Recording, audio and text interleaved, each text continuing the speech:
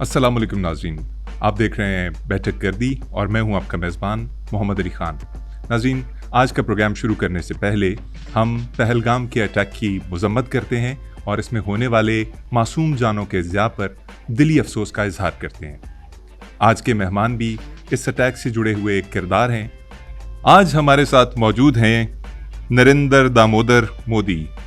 अजीब सा नाम है, लेकिन ये हमारे साथ मौजूद हैं। मोदी जी, कैसे हैं आप? मैं जी, और कौन? हम एकदम बढ़िया मजा माँ।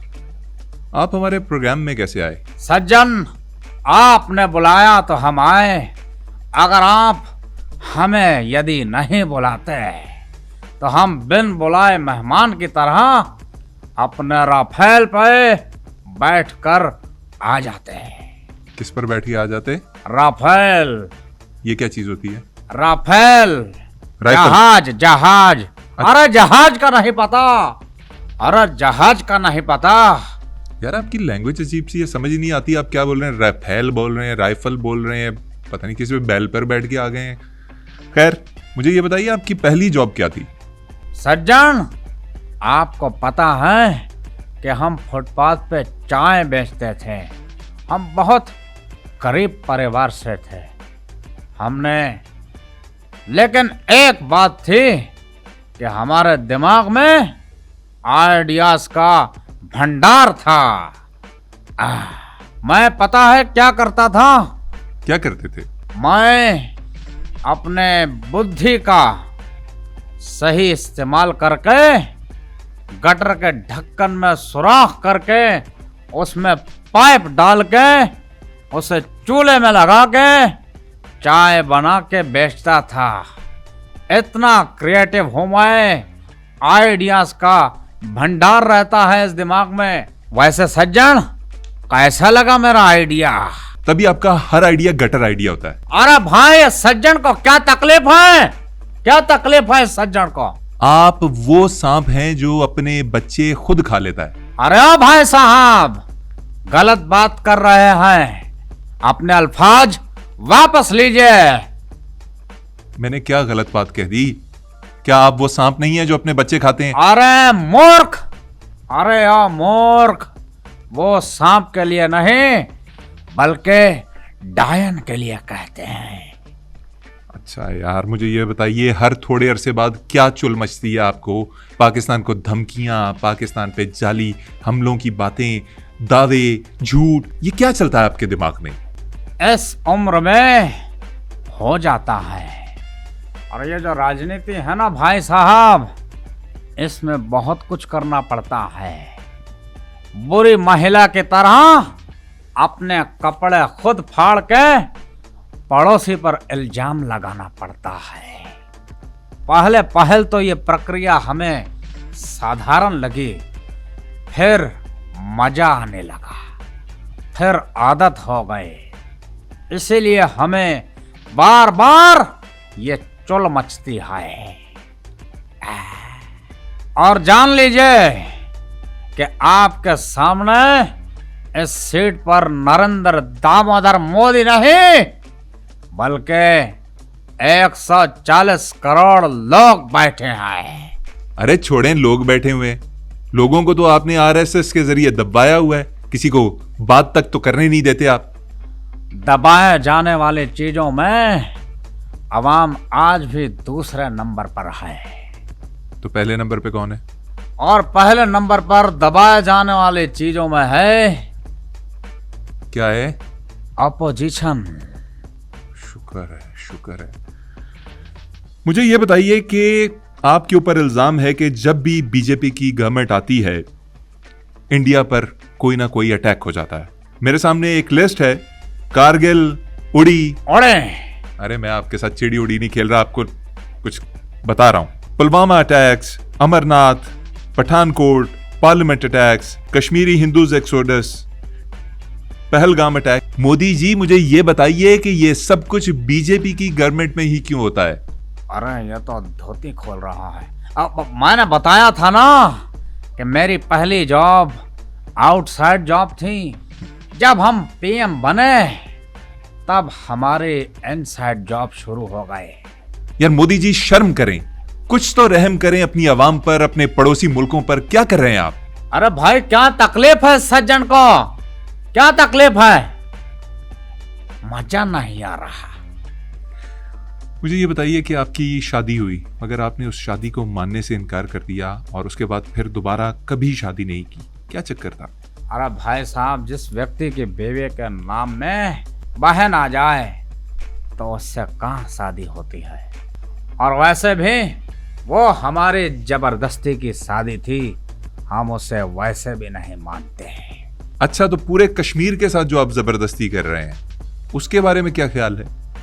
तुम जैसा फिलोसोफर मट्टी खाता है मगर निकलता किसी ना किसी देश का एजेंट है।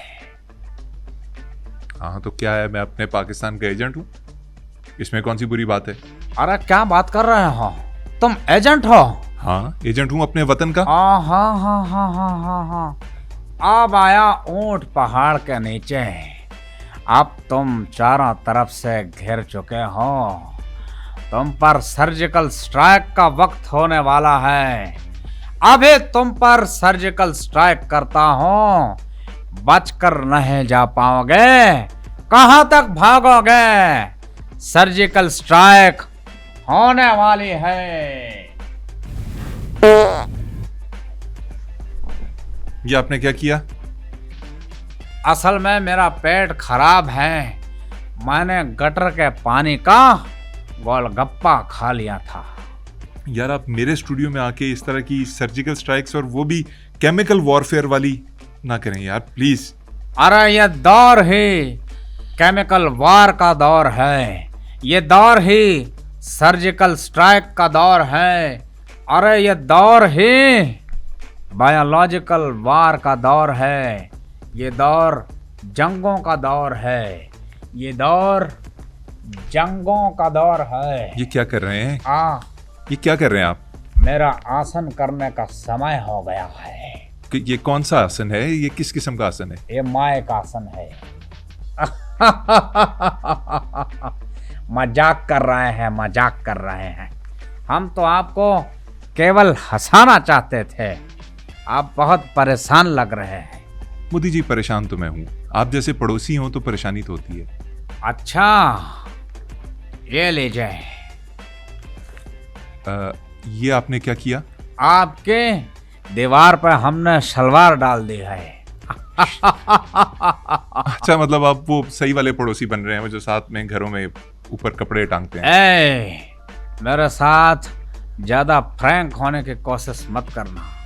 मैं दिखता शरीफ हूँ लेकिन दिमाग मेरा एक नंबर का खुराफाती है। मुझे ये बताइए कि आपकी तबीयत हमेशा ये नाराज औरतों वाली क्यों रहती है? बात बात पर लड़ाई झगड़े ताने बायकॉट। आपकी तरफ दोस्ती का हाथ बढ़ाओ तो आप कमर दिखा जाते हैं। कमर इसलिए दिखाते हैं कि मजा आता है। इतने नखरे क्यों करते हैं आप? 16 साल लड़की हैं क्या? आहा हा हा हा हा हा। कर लो जो करना है, अब जो कुछ करो कोई फायदा नहीं है। आपके साथ जो हम करने जाएंगे वो पूरा विश्व देखेगा। आपने शायद हमारे रक्षा मंत्री राजनाथ की स्पीच नहीं सुनी। सुनी थी, स्पीच तो नहीं थी, स्क्रिप्ट था सारा। बहनों भाइयों, हम बहुत जल्द उस स्क्रिप्ट का बॉलीवुड में उपयोग करेंगे और ये चेतावनी है, समझे कि नहीं? नो डाउट मोदी जी, आप स्टोरीज बनाने में तो माहिर हैं, लेकिन आपकी स्टोरीज फ्लॉप हो जाती हैं। मगर इस बार फ्लॉप नहीं होगे। जी पता है भाई साहब, फ्लॉप नहीं होगी, डेड फ्लॉप होगी। अरे भाई साहब, इस सज्जन को क्या तकलीफ है? क्या तकलीफ है इस सज्जन को? यार मुझे ये बताइए मोदी जी कि आपने 2019 में पाकिस्तान पर सर्जिकल स्ट्राइक का दावा किया। पाकिस्तान के हिसाब से ये फेक ड्रामा था। अरे भाई साहब, हमने स्ट्राइक किया था, आए शपथ, हमने 19 में भी स्ट्राइक किया था। जब आपके देश ने हम पर हमला किया तो हमने अपनी वायु सेना, जल सेना, जमीन सेना, उन सब के बड़ों को बुलाया और कहा कि हम सर्जिकल स्ट्राइक कब करेंगे। अच्छा जी, फिर क्या हुआ? उन्होंने कहा कि मोदी जी, हमला मुमकिन नहीं, क्योंकि आज बादल हैं। हमने उन्हें पता है क्या कहा? क्या कहा?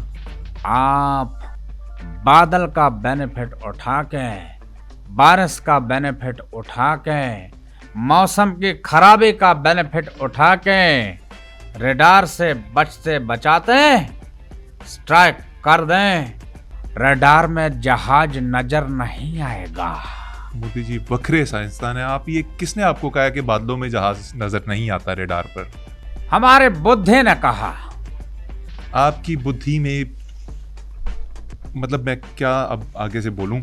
अरे नहीं खान साहब, हम जो कह रहे हैं उसे समझिए कि हम कह क्या रहे हैं। क्या कह रहे हैं? आप सिर्फ कल्पना कीजिए कि एक जहाज बादल को सरकाए हुए आपके सेना से बचते बचाते नीचे बॉम्ब गिरा रहा है। क्या मंजर होगा। बहुत खूबसूरत। रडार को चकमा देने वाला आइडिया अवश्य हमारा था। हमारी सेना तो परेशान थे, वो तो हम रडार से बच जाने का गुर नहीं बताते तो मुश्किल होता। बहरहाल हम उसके बाद इंतजार करते रहे। हमने टीवी देखा, न्यूज पढ़ डाली, लेकिन स्ट्राइक की खबर नहीं आई। फिर हमने तुरंत अपने सेना को फोन घुमाया और पूछा कि स्ट्राइक क्यों नहीं हुई। उन्होंने कहा कि सर्जिकल स्ट्राइक है। हम उसका ये उत्तर समझ गए कि कल हड़ताल है। बदकिस्मती